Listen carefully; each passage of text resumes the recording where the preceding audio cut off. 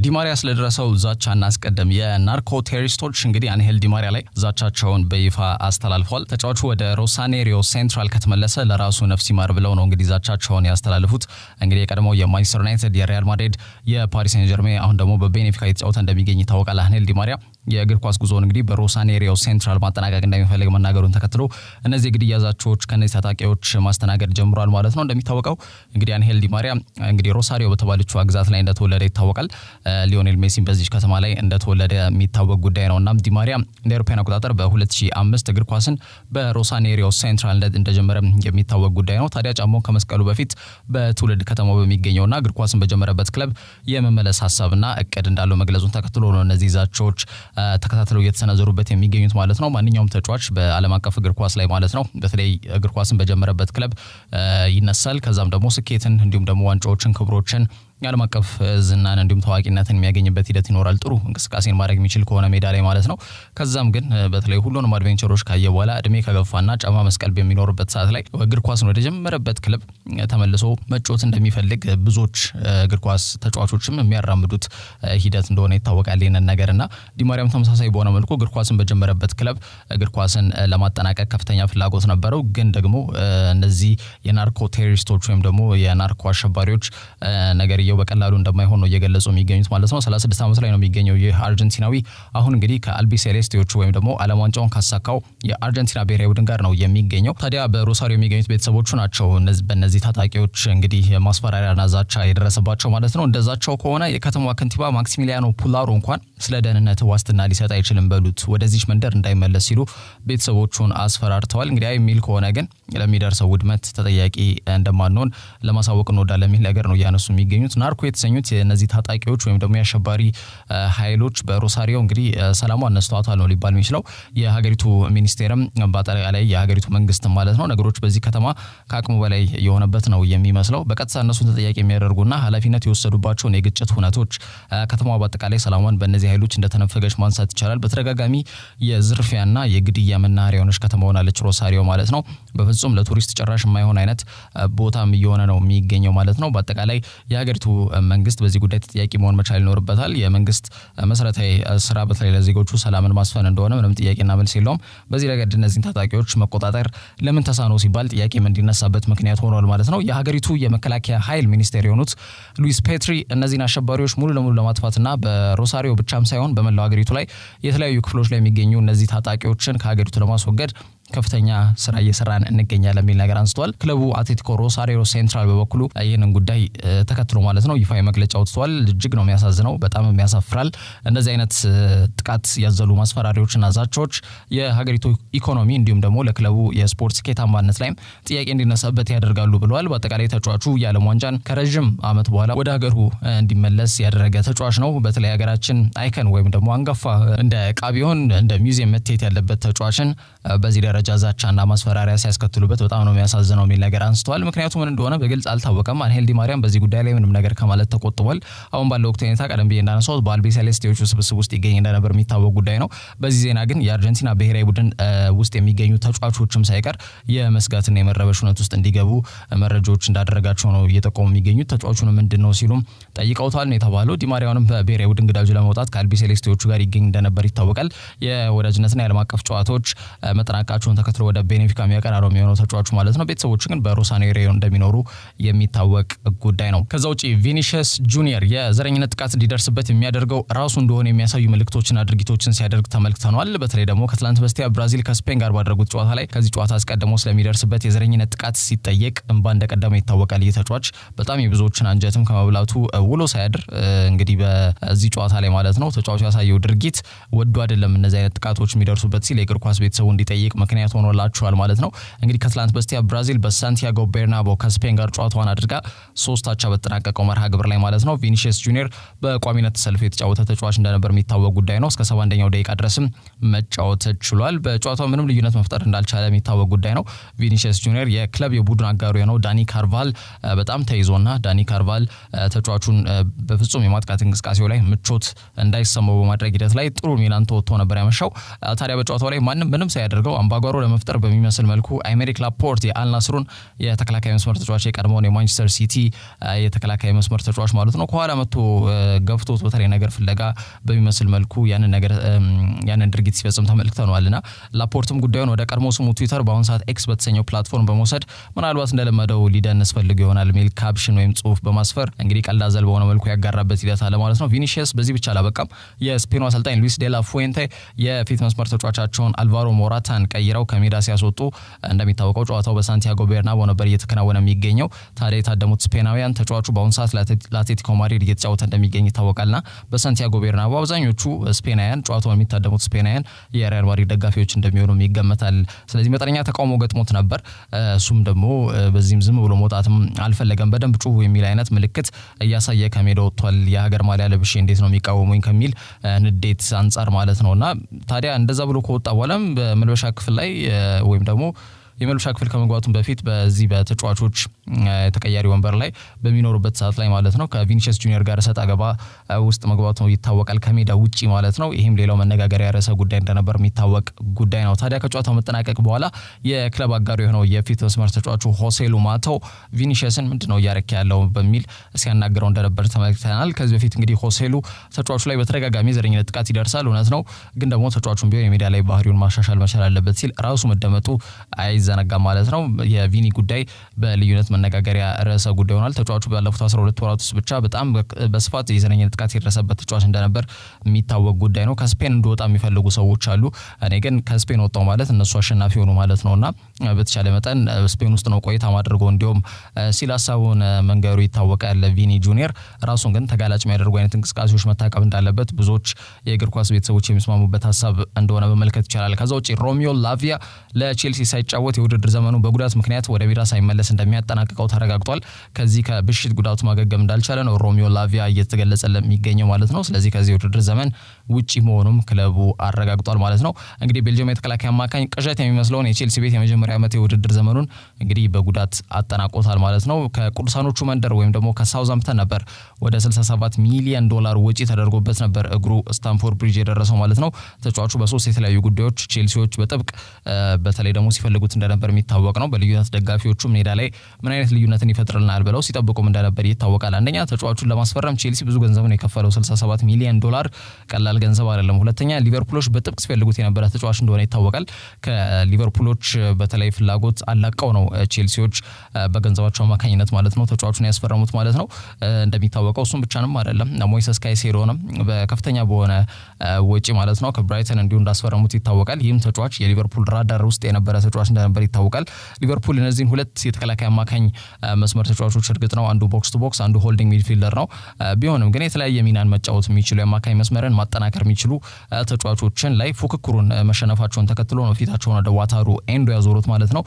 ታዲያ ሶስተኛ ጉዳይም አለ። የቼልሲ ደጋፊዎች ታዲያ ይህንን ፉክክር በሚገባ ተወጥቶ ማለት ነው ቼልሲዎች እነዚህን ተጫዋቾች ማስፈረማቸው ይታወቃልና ከዚህ ተጫዋች ጥሩ ግልጋሎትን እናገኛለን፣ የውድድር ዘመናችንን ያሳምርልናል ብለው አስበውና አልመው እንደነበር የሚታወቅ ጉዳይ ነው። በስፋት የሚታየውን የአማካኝ መስመር ክፍተታቸውንም እልባት የሚያገኝበት ተጫዋች ሮሚዮ ላቪያ እንደሚሆንም ተማምነው እንደነበር የሚታወቅ ጉዳይ ነው። ተጫዋቹ ታዲያ ፊርማውን ካስቀመጠ በኋላ አንዴ ጡንቻ አንዴ ደግሞ የቁርጭምጭሚት ጉዳት በማስተናገድ ወጥነት የሌለው እንቅስቃሴ ማሳየት እንደከበደው መመልከት ይቻላል። እስከ ታህሳስ ወር በዚህ መልኩ ከቀጠለ በኋላ በለንደን ደርቢ እንግዲህ ቼልሲ ከደቡብ ለንደኑ ክለብ ክሪስታል ፓላስን ባስተናገዱበት የስታንፎርድ ብሪጅ ጨዋታ ላይ በድጋሚ ጉዳት ማስተናገዱ የሚታወቅ ነው። እንግዲህ አንድ ጨዋታ ላይ ብቻ ነው ተጫውቶ የተሰለፉ ማለት ነው። ከጄፈርሰን ሌርማ ጋር የነበረው ግጭት ደግሞ ለጉዳት ተጋላጭ እንዳደረገው መመልከት ይቻላል። ታዲያ ክለቡ በይፋ በማህበራዊ ትስስር ገጻቸው ላይ ሮሚዮ ላቪያ ከዚህ ውድድር ዘመን ውጪ መሆኑን አሳውቋል። እንግዲህ እድለቢሱ ቤልጂየማዊ አንድ ጨዋታ ብቻ ነው ለቼልሲ አድርጎ በጉዳት ምክንያት ለቡድኑ ግልጋሎት የማይሰጥ ይሆናል ማለት ነው። ይህን ያክል ገንዘብ ወጪ ተደርጎበት ተጫዋቹ ግን በሚገባ ክለቡን ማገልገል አለመቻሉ ያው እድለቢስነቱን ነው ሊያሳይ የሚችለው ነው እየተባለ የሚገኘው። የማንቸስተር ሲቲ ንብረት እንደነበር ይታወቃል ሮሚዮ ላቪያ። ከዛም እንግዲህ ወደ ሳውዛምፕተን ካቀና በኋላ በውድድር ዘመኑ ያሳየው በጣም አመርቂ እንቅስቃሴን ተከትሎ ነው ክለቡ ቢወርድም ተጫዋቹ ግን በፍጹም የነበረው እንቅስቃሴ ወደ ሻምፒዮንሺፕ ክለብ ወይም ደግሞ በሻምፒዮንሺፕ ሊግ ላይ የሚያጫወት አይነት አቅም አይደለም ያለው። በፕሪሚየር ሊጉም በጣም ጥሩ አቅም ያለው ተጫዋች መሆኑን ተከትሎ ቼልሲዎች ወስነው ይህንን ተጫዋች ለማስፈረም ጥረት እንዳደረጉ የሚታወቅ ጉዳይ ነው። ጥሩ አቅምና ክህሎት እንዳለው ይነገርለታል። ላቪያ 20 ዓመቱ ላይ ነው የሚገኘው ባለው ወቅት አይነታ ከዚህ ውድድር ዘመን ውጪ ቢሆንም ግን ምናልባት ክለቡን ቼልሲን በቀጣይ ውድድር ዘመን ላይ ጥሩ እንቅስቃሴ በማድረግ ይከሳል ተብሎም ይታመናል ማለት ነው። ከዛ ውጪ ጀማል ሙሲያላ አርሰናል ጠንካራ ቡድን ነው፣ ተዘጋጅተን መቅረብ አለብን፣ 5 በልዩነት ጥሩ በጣም ጥሩ ክህሎት ያላቸው ተጫዋቾች አሉ ሲል ለቡድን አጋሮቹም እንዲሁ መልእክት አስተላልፏል ማለት ነው። ጀርመናዊ ኮከብ ጀማል ሙሲያላ ከሻምፒየንስ ሊግ የሩብ ፍጻሜ ጨዋታቸው በፊት ለተጋጣሚዎቹ ክብር መስጠት እንዳለበትና በጣም ጥራት ያላቸው ተጫዋቾች ስብስብ ስለሆነ ተዘጋጅተን መቅረብ ይኖርብናል ሲል ተደምጧል ማለት ነው።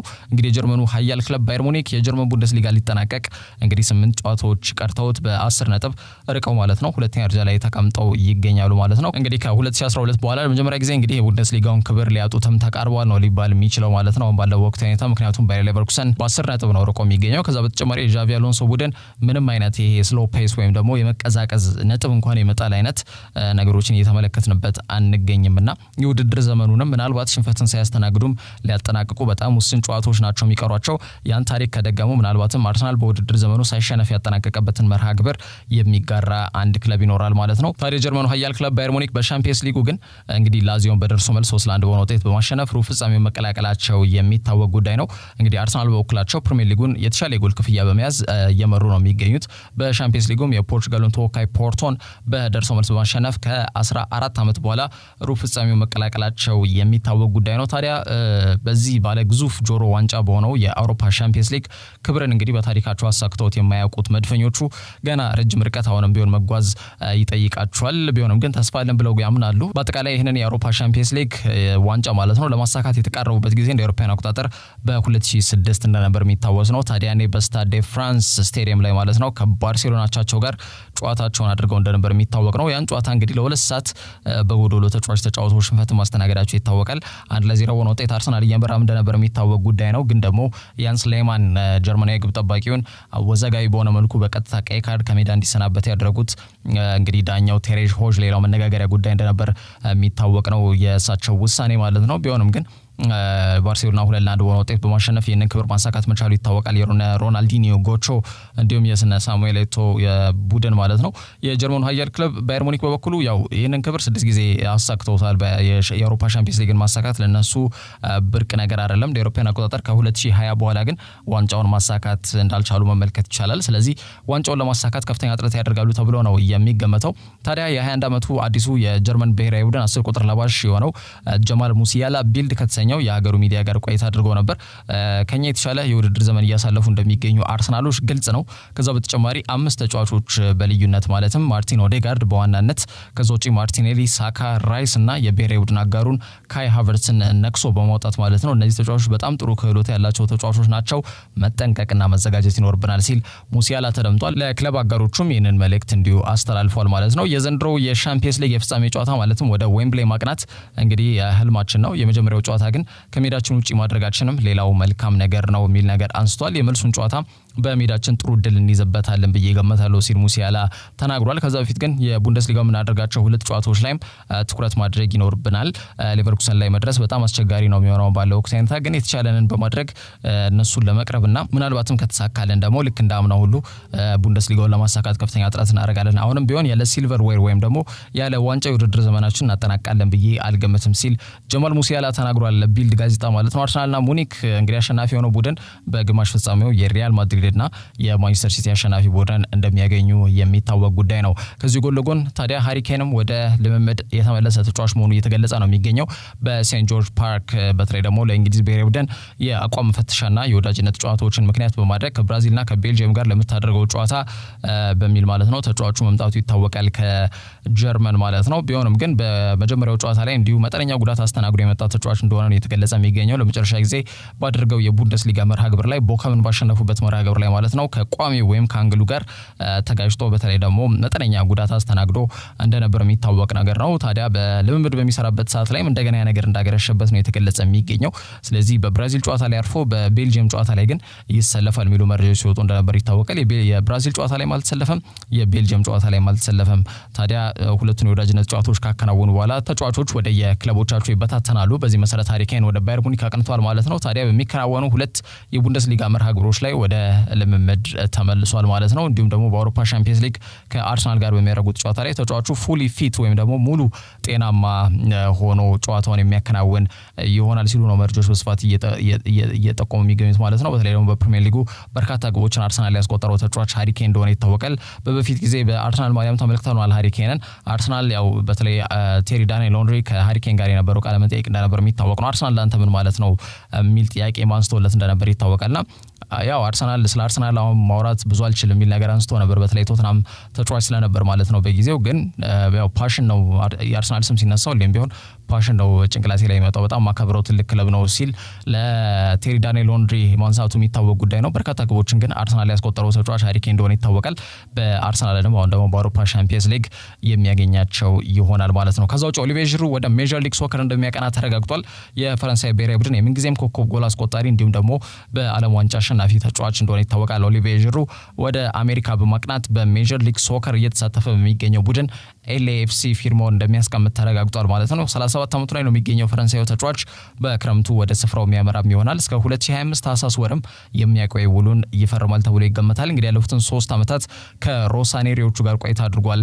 እንግዲህ ዢሩ የስኩዴቶንም ክብር ከስቴፋኖ ፒዮሊ ቡድን ኤሲ ሚላን ጋር ማሳካት መቻሉ ይታወቃል። የስብስቡም አባል እንደነበር የሚታወቅ ጉዳይ ነው። ዘንድሮ ብቻ ባደረጋቸው 36 ጨዋታዎች 14 ጎሎችን ሲያስቆጠር 9 ኳሶችን አመቻችቶ ማቀበል ችሏል። እንግዲህ ዢሩ እንደ አውሮፓውያን አቆጣጠር በ2012 ሞንፔሊያን በመልቀቅ በ9.6 ሚሊዮን ፓውንድ ወጪ ተደርጎበት ማለት ነው አርሰናል መቀላቀሉ የሚታወቅ ጉዳይ ነው። እንግዲህ ዓለም ከጂሩ ጋርም የተዋወቁ አርሰናል ቤት በነበረው ቆይታ እንደነበር ይታወቃል። እንግዲህ በአርሰናል ለክለቡ በአጠቃላይ ማለት ነው 253 ጨዋታዎችን አድርገው 105 ጎሎችን ሲያስቆጥር 41 ኳሶችን አመቻችቶ ማቀበል እንደቻለ ይታወቃል። ኦሊቬር ዢሩ በ2017 በለንደን ደርቢ አርሰናል በሜዳቸው ኤምሬትስ የደቡብ ለንደኑን ክለብ ክሪስታል ፓላስን ባስተናገዱበት ጨዋታ ላይ ያስቆጠራት ይሄ የጊንጥ መቀስ ምት ወይም ደግሞ ስኮርፒየን ኪክ ማለት ነው በቀድሞው ድንቅ ተጫዋች ፌሬን ፑሽካሽ ስም የተሰየመው የፑሽካሽ ሽልማት ወይም ደግሞ በውድድር ዘመኑ አንድ ተጫዋች ወይም ደግሞ በአጠቃላይ በሁሉም ሊጎች ላይ ማለት ነው ዓለም በሚያውቀው በፊፋ ስር በሚገኙ የተለያዩ ሀገራት ውስጥ የሚገኙ ሊጎች ውስጥ የተቆጠረ በጣም አስደናቂ ግብ የሚሸለም ሽልማት እንደሆነ ይታወቃልና በ2017 ያንን ነገር ማሳካት መቻሉም የሚታወቅ ጉዳይ ነው። ከዛ በኋላ እንግዲህ በቼልሲ በነበረው ቆይታ የሻምፒየንስ ሊግን ጨምሮ የዩሮፓ ሊግ እንዲሁም ደግሞ የኤፍኤ ካፕ ክብርን ማሳካት መቻሉ የሚታወቅ ጉዳይ ነው። አሁን ደግሞ ፊርማውን ለኤልኤኤፍሲ ለማኖር ተስማምቷል። እዚህ ክለብ ላይ ከዚህ በፊት ጆርጆ ቼሊኒ እንዲሁም ደግሞ ጋሬዝ ቤል ፊርማቸው ማስቀመጣቸው የሚታወቅ ጉዳይ ነው። ከዛ ውጪ እንደነ ካርሎስ ቬላ አይነት ተጫዋቾችም በዚህ ክለብ ውስጥ ተሳትፎ አድርገው እንደነበር የሚታወቅ ጉዳይ ነው። እንግዲህ የኤልኤ ጋላክሲ ተቀናቃኝ ናቸው። በጨዋታ ረገድ ደግሞ የሚኖራቸው ሚና የሚጠበቅ ነው የሚሆነው። በዚህ ተጫዋች ዝውውር ጉዳይ ላይ የቀድሞ የብሔራዊ ቡድን አጋሩና የኤልኤኤፍሲ የተጫወተ የሚገኘው በግብ ጠባቂነት ማለት ነው ሁጎ ሎሪስ የቀድሞ የቶትናም ተጫዋች ማለት ነው ዢሩን በማሳመን ረገድ ላይ ትልቅ ሚናን ተጫውቷል ብሏል። የብሔራዊ ቡድን አጋሮች እንደሆኑ ይታወቃሉ። እንግዲህ አሁን 37 ዓመቱ ላይ ነው የሚገኘው ዢሩ። ስለዚህ በቀጣይ ዓመት ወደ ሜጀር ሊግ ሶከር በማቅናት ፊርማውን ለኤልኤኤፍሲ እንደሚፈርም ወይም ደግሞ እንደሚያስቀምጥ ተረጋግጧል ማለት ነው። ከዛ ውጪ ቶኒ ክሮስ ለተጨማሪ 1 ዓመት በሎስ ብላንኮሶቹ ቤት እንደሚቆይ ተረጋግጧል። ይህ ማለት እስከ 2025 ሰኔ ወር ድረስ ከሎስ ብላንኮሶቹ ጋር እንደሚቆይ ጀርመናዊው ድንቅ አማካኝ አሳውቋል ማለት ነው። የቶኒ ክሮስ ጉዳይ በተለይ ደግሞ በክለቡ ይቆያል ወይስ ደግሞ አይቆይም የሚለው ጉዳይ ሲጠበቅ የነበረ ጉዳይ እንደሆነ ይታወቃል። በነገራችን ላይ ይህ ተጫዋች ከሉካ ሞድሪች ጋር በጋራ በመሆን ማለት ነው በጣም ጥሩ እንቅስቃሴ አማካኝ መስመር ላይ አሁንም ቢሆን እድሜያቸው በዚህ ደረጃ ላይ ገብቶ ማለት ነው እድሜ ቁጥር ብቻ እንደሆነ ከሚያሳዩ ተጫዋቾች በመካከል አንዱ ቶኒ ክሮስ እንደሆነ ይታወቃል። ብዙዎች የሚስማሙበት ሀሳብ ነው። በተለይ ተጫዋቹ ከባየር ሙኒክ ወደ ሪያል ማድሪድ ካቀና በኋላ ቶኒ ክሮስ በጣም አስደናቂ ሚናን የሚጫወት ተጫዋች ሆኗል። በ2014 ላይ ነበር በተለይ የዓለም ዋንጫ ላይ የነበረውን እንቅስቃሴ ምክንያት በማድረግ ሪያል ማድሪዶች ያስፈረሙት ማለት ነው። ከዛ ነው እንግዲህ 5 የሻምፒየንስ ሊግ ክብርን ማሳካት ችሏል ቶኒ ክሮስ ማለት ነው። በአጠቃላይ ደግሞ ለ1 ዓመት ውሉን ያራዝማል ተብሎ ነው የሚገመተው ማለት ነው። ጀርመናዊው ድንቅ አማካኝ አሁንም ቢሆን በጣም አስደናቂ የውድድር ዘመንን ከሎስ ብላንኮ ኦሎምፒያኮሶቹ ጋር እያሳለፈ እንደሚገኝ ይታወቃል። እስከ ቀጣይ ዓመት 2025 ሰኔ ወር ድረስም ፊርማውን በዚህ ክለብ የሚያቆይ ይሆናል ማለት ነው። በአጠቃላይ ኤንድሪክ የተባለው የብራዚላዊ የፊት መስመር ተጫዋች ማለት ነው ወደ ስብስቡ ተቀላቅሏል። በቀጣይ ዓመት ምናልባት እንደነ ምባፔ አይነት ተጫዋቾችን ፊርማቸው ወደ ሪያል ማድሪድ ወይም ደግሞ ጉዟቸው ወደ ሪያል ማድሪድ እንደሚሆን መረጃዎች በስፋት ሲጠቁሙ መቆየታቸው የሚታወቅ ጉዳይ ነው። ስለዚህ ክሮስ እስከ ቀጣይ ዓመት በማድሪድ ቤት ይቆያል ማለት ከነዚህ ተጫዋቾች ጋር የሚኖረው ደግሞ ኮምቢኔሽን የሚኖራቸው የሜዳ ላይ ጥምረት በልዩነት ዓለም እንዲጠብቀው ምክንያት ያደርገዋል ማለት ነው። ቶኒ ክሮስ እንግዲህ ለአንድ ዓመት ፊርማውን ለማስቀመጥ ወስኗል ማለት ነው። ከዛ ውጪ ሪቻርልሰን ህይወቱን የሚያጠፋበት መንገድ ጉግል ላይ ሰርች አድርጎ እንደነበር መናገሩ ብዙዎችን ያስገረመ ጉዳይ ሆኗል። ተጫዋቹ ከስነ ልቦና ጋር በተያያዘ በጣም ተጎድቶ እንደነበርና ሳይኮሎጂስት መቅጠሩ እንዲሁም ደግሞ ያ ጉዳይ ደግሞ ህይወቱ እንዳተረፈለት መናገሩ የሚታወቅ ጉዳይ ነው። ግን ህይወቱን የሚያጠፋበት መንገድ ጉግል ላይ ፈልጎ እንደነበር አለመደበቁ ብዙዎችን አስገርሟልም ብዙዎችን አስደንግጧል። ከ2022 የዓለም ዋንጫ የኳታር አስተናጋጅነት በተከናወነ በጣም ደማቁ የዓለም ዋንጫ በኋላ ነገሮች መልካቸው መቀየራቸው ነው እየገለጸ የሚገኘው ሪቻርልሰን ማለት ነው። ይሄ ነው የማይባል ድብርትና ድባቴ ውስጥ መግባቱንም ተጫዋቹ አልደበቀም። እንግዲህ የብራዚል ብሔራዊ ቡድን እንዲሁም ደግሞ የቶተናም የፊት መስመር ተጫዋች የሆነው ሪቻርልሰን ዲአንድሬ እንግዲህ አምና በተካሄደው የዓለም ዋንጫ ላይ ማለት ነው የኳታሩ የዓለም ዋንጫ ላይ 3 ጎሎችን ለሀገሩ ማስቆጠር መቻሉ የሚታወቅ ነው። ሰርቢያ ላይ በምድብ ጨዋታዎች ላይ ያስቆጠራት ፎርቢች ወይም ደግሞ አየር ላይ ኳስ ደግሞ በጣም አስደናቂና የውድድሩ ከተጠናቀቀ በኋላም በውድድሩ ላይ የተቆጠረው ምርጡ ግብ ሆና መመረጧ የሚታወቅ ጉዳይ ነው። 26 ዓመቱ ላይ ነው የሚገኘው ተጫዋቹ ማለት ነው። ከኢኤስፔን ብራዚል ጋር በነበረው ቆይታ ግን ከዚህ ከሜንታል ሄልዝ ወይም ደግሞ ካጋጠመው የአእምሮና የስነ ልቦና እክል ወይም ደግሞ ችግር ጋር በተያያዘ ሀሳቡን ተናግሮ ነበር። ወላጅ አባቴን እንግዲህ ህይወት በቃኝ ብዬ ነግሬውም ነበር። መስከረም ወር ላይ ግን ሳይኮሎጂስት ቀጥሬ ከዛ አስተሳሰብ ተላቅቅ ያለው ግን ሁኔታው በጣም ከባድ ነበር፣ በአንድም ሰው ላይ እንዲደርስ የማትመኘው ነገር ነው ሲል ስሜቱን በጣም ከባድ እንደሆነ ገልጾታል። በተለይ ራሱንም ለማጥፋት ጉግል ላይ የተለያዩ መንገዶችን ሲፈልግም እንደነበር መናገሩ ነው በልዩነት መነጋገሪያ ጉዳይ ያደረገው ማለት ነው። ተጫዋቹ ከረጅም ጊዜ ወኪሉ ከነበረው ሬናቶ ቬላስኮ ጋር ከጥቅማ ጥቅም ወይም ደግሞ ከክፍያ ጋር በተያያዘ መስማማት ባለመቻላቸው መለየታቸው ይታወቃል። እንግዲህ ሪቻርልሰን ከዋትፈርድ አንስቶ በኤቨርተን አልፎ ወደ ቶተናም ሲያቀና ይህ ወኪል ሚናው ከፍተኛ እንደነበር የሚታወቅ ጉዳይ ነው። እንግዲህ በአጠቃላይ በዚህ ሂደት ውስጥ ያላችሁ ሁሉ በዚህ ድባቴ፣ በዚህ ድብርት፣ በዚህ ተስፋ መቁረጥ ሁኔታ ውስጥ ያላችሁ ሁሉ ምንም አይነት ውሳኔ ከመወሰናችሁ በፊት ሳይኮሎጂስት ብታማክሩና ብታዩ ስል መልእክቴን ማስተላለፍ ፈልጋለሁ ሲል ፒጅን ወይም ደግሞ የእርግብ አካሄድን እንደ ደስታ አገላለጹ ጎል ባስቆጠረው ቁጥር የእርግብን አካሄድ እንደ ደስታ አገላለጹ የሚጠቀመው ሪቻርልሰን ዲአንድሬ ተናግሯል ማለት ነው። ከሜንታል ሄልዝ ጋር ተያይዞ በርካታ ተጫዋቾች ይህ ነገር ሲያጋጥማቸው እንመለከታለን። ግን ደግሞ የሪቻርልሰን በልዩነት ደግሞ ራሱን ለማጥፋት ጥረት ማድረግ ብቻም አይደለም መንገዶችንም እየፈላለገ እንደነበር መጥቀሱ ደግሞ በልዩነት ጉዳዩ በጣም ከባድና አብዛኞቹ ተጫዋቾች በተለይ ደግሞ ሁሉም በሚባል ደረጃ የሳይኮሎጂስት አማካሪ መቅጠር መቻል። አርሰናል ኦስማን ዲዮማንዴ ለማስፈረም ቼልሲ ካቀረበው ገንዘብ እኩል አቅርበዋል ተብሏል። ሁለቱ ክለቦች በዚህ ተጫዋች ዙሪያ ፉክክር ውስጥ መግባታቸው የማይቀር ነው የሚመስለው። 20 ዓመቱ ላይ ነው የሚገኘው የኮት ዲቮራዊ የተከላካይ መስመር ተጫዋች ለሩበን አሞሪሙ ቡድን እጅግ አስደናቂ እንቅስቃሴ እያደረገ እንደሚገኝ የሚታወቅ ጉዳይ ነው። ተጫዋቹን ለማስፈረም ቼልሲ 51 ሚሊዮን ፓውንድ አቅርበዋል። ታዲያ መድፈኞቹም 61 ሚሊዮን ዶላር ወይም ከቼልሲ እኩል 51 ሚሊዮን ፓውንድ በማቅረብ ተጫዋቹን ለማስፈረም ለስፖርቲንግ ሊዝበን ጥያቄ ማቅረባቸው ተሰምቷል። ያው ስፖርቲንጎች ከዚህ የተሻለ ገንዘብ ነው የሚፈልጉት። እንደዚህ አይነት ፉክክር ካለ ይበልጥ ዋጋውንም እየጨመሩ እንደሚሄዱ ምንም ጥያቄ የለውም። 80 ሚሊዮን ፓውንድ ግን አሁን ባለው ወቅታዊ ሁኔታ ለዚህ ተጫዋች ይፈልጋሉ ተብሎ ነው የሚገመተው። እስከ 2027 ከነሱ ጋር የሚያቆይ ውል አለው ኦስማን ዲዮማንዴ። ስለዚህ እንደ ልብ በተጫዋቹ ጉዳይ ላይ መደራደር እንዲችሉ ያስችሏቸዋል። ያው ፉክክሩ ከዚህ ከቀጠለ ቡድኖቹ ይህንን ገንዘብ ማቅረብ ያቀታቸዋል ተብሎ አይገመትም። ግን አርሰናል በሁለት ምክንያቶች ከቼልሲ የተሻለ እድል እንዳለው ማንሳት ይቻላል። አንደኛ ከፒኤስአር ጋር ተያይዞ ነው። የዓለማችን እግር ኳስ አሁን እየተቀየረ መጥቷል። በተለይ ባለሀብት ስለያዘ ብቻ የባለሀብት ገንዘብ ወጥቶበት ተጫዋች ማስፈረም የሚቻልበት መድረክ አይደለም። በተለይ በእግር ኳስ ላይ የምታሳካው ስኬት ላይ መሰረት ያደረገ ገንዘብ ወይም በምታሳካቸው ክብሮች ቢመጣ ገንዘብ ላይ መሰረት ያደረገ የተጫዋቾችን ዝውውር እንድታከናውን የሚያስገድድ ጉዳይ ነው ያለውና ስለዚህ ተጫዋች መሸጥ እንጂ በአሁኑ ሰዓት መግዛት ከእሳት ጋር መጫወት ነው የሚሆነው ለቼልሲ ማለት ነው። ሁለተኛው ጉዳይ ደግሞ ቼልሲዎች በዚህ ውድድር ዘመን በሂሳባዊ ስሌት እንኳን ጥሩ ደረጃን ይዘው ካጠናቀቁ በዛ ከተባለ 7ኛ ወይም 6ኛ ደረጃን ይዘው ቢያጠናቅቁ ነው። እሱም ያው ሁሉንም ጨዋታዎች አሸንፈው በደረጃ ሰንጠረዡ ላይ ከነሱ በላይ የሚገኙ ቡድኖች ነጥብ ከጣሉ ወይም ከተሸነፉላቸው ማለት ነውና አርሰናል ግን የአውሮፓ ሻምፒየንስ ሊግን በቀጣይ ዓመት የመሳተፉ ነገር የሚቀር አይመስልም። ከዚህ አንጻር ተጫዋቹ የሻምፒየንስ ሊግ እግር ኳስን መጫወት መፈለጉ ግልጽ ነውና ምርጫውን ወደ አርሰናል እንዲያደርግ ይህ ሁለተኛ ምክንያት ሊሆን ይችላል ተብሎ ይገመታል ማለት ነው። ሁለቱም ክለቦች የተከላካይ መስመራቸውን በመጪው ውድድር ዘመን ለማጠናከር ከፍተኛ ጥረት ያደርጋሉ። ለዚህም ትክክለኛው ተጫዋች 20 ዓመቱ ላይ የሚገኘው ኦስማን ዲዮማንዴ ነው።